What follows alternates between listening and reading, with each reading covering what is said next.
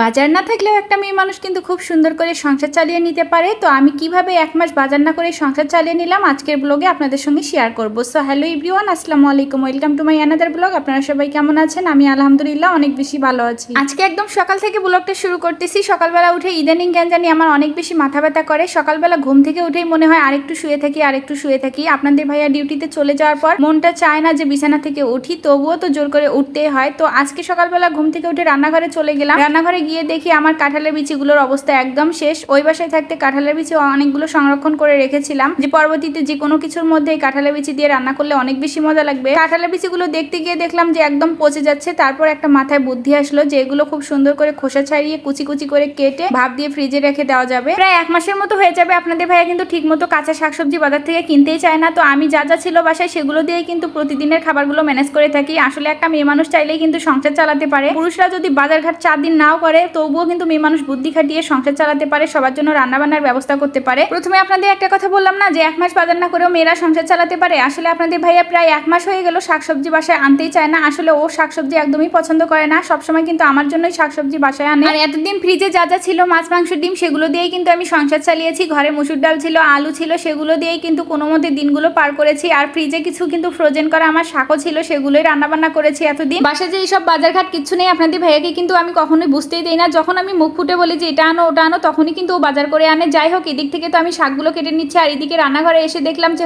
আমার কাঁঠালের বিচিগুলো একদম সিদ্ধ হয়ে গেছে। আর আমি গতবার যখন বাড়িতে গেছিলাম, বাড়ি থেকে আসার সময় কিন্তু এরকম দেশি ঝুরি আলুগুলো এনেছি। এই দেশি ঝুরি আলু দিয়ে যে কোনো রান্না করলে কিন্তু অনেক বেশি ভালো লাগে। তো আজকে কিন্তু আপনাদের ভাইয়া 2 প্রকারের শাক এনেছিল। এখানে কলমি শাক আর পুঁই শাক এনেছিল। তো প্রথমে আমি কলমি শাকগুলো কেটে নিলাম, তারপর এখন পুঁই শাকগুলো কেটে নেব। আজকে আমি কলমি শাক রান্না করব না, আজকে কলমি শাক ভাপ দিয়ে ফ্রিজে রেখে দিব। আজকে শুধু পুঁই শাক রান্না করব। পুঁই শাকের ডাটাগুলো কুচু কুচু করে কেটে নিয়েছি, আর দেশি আলু কুচি কুচি করে কেটে নিয়েছি।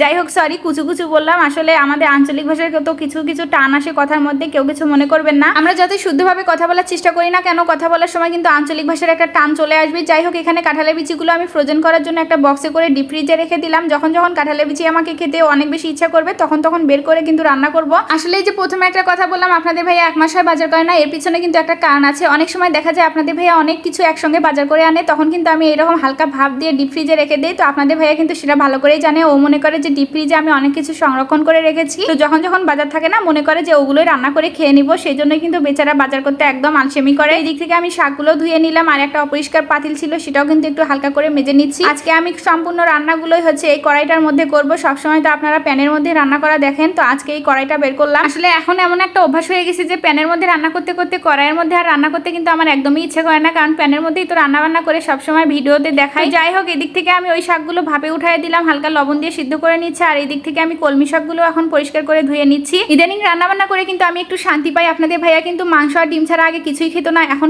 শাকসবজি যদি রান্না বান্না করে দেই, ভর্তা করে দেই, তাহলে কিন্তু খুব হাসি মুখে খেয়ে নেয়। আসলে আমরা মেয়েরা কিন্তু চাইলে সবকিছু পরিবর্তন করতে পারি। আমাদের কাছে কিন্তু সবকিছুই সম্ভব, আসলে আমরা চেষ্টা করতে জানি না। এই যে মানুষটা একদমই শাকসবজি খাইতো না, আর এখন কিন্তু আমার কথা শুনে হাসি মুখেই খেয়ে নেয়। আসলে আগে ছিল বাবা মার কাছে যখন যেটা আবদার করতো সেটাই খেতে পারতো, আর এখন তো নিজের সংসার হয়েছে, যেটা খাবে না সেটা নিজেকেই তো আনতে হবে। সেজন্য কিন্তু হাসি মুখে সব খেয়ে নেয়। আসলে মানুষ কিন্তু পরিস্থিতির শিকার, যখন যে পরিবেশে থাকবে তখন কিন্তু সেই পরিবেশে মানিয়ে নিতে হবে। তো প্রায় দুপুর কিন্তু পার হয়ে যাচ্ছে, তো ভাবলাম এবার রাইস কুকারে ভাতটা উঠিয়ে দেই, কারণ আপনাদের ভাইয়া একটু ঘুমিয়েছে। ঘুম থেকে কখন উঠে ভাত খেতে চাইবে তা তো বলা যায় না, সেই জন্য রাইস কুকারে ভাতটা উঠিয়ে দিলাম। আর গতদিনের কিছু বাসি ভাত ছিল সেগুলো কিন্তু এর মধ্যে মিক্স করে দিয়েছি। আপনারা বিশ্বাস করবেন কিনা জানি না, আমার শ্বশুরবাড়ি অনেকে ভাবে যে আমি হয়তো অনেক অপচয় করি, সংসারে সব টাকা পয়সা নষ্ট করি। তা আমি যে কেমন একটা মেয়ে আমার শুধু স্বামী জানে আর আমি জানি। আমি কোনো খাবারই নষ্ট করি না। একটু খাবার বেশি হইলে সেটা ফ্রিজে রেখে দেই, পরবর্তীতে কোনো কিছু রান্না করার সময় সেটা মিক্স করে আবার রান্না করি, কারণ আমি জানি সংসারের জন্য কত টাকা খরচ করতে হয়। আর একটা জিনিস চিন্তা করি, আমরা যা খেতে পারতেছি অনেকে আছে সেই খাবারটা খেতে পারতেছে না, তাদের কাছে সেটা শুধু স্বপ্নই রয়ে গেছে। সেই জন্য কিন্তু আমি কোনো খাবারই অপচয় করি না। যাই হোক, আজকে অনেকক্ষণ আপনাদের সঙ্গে গল্প করলাম। আজকের মতো এই পর্যন্তই। সবাই ভালো থাকবেন। আল্লাহ হাফেজ।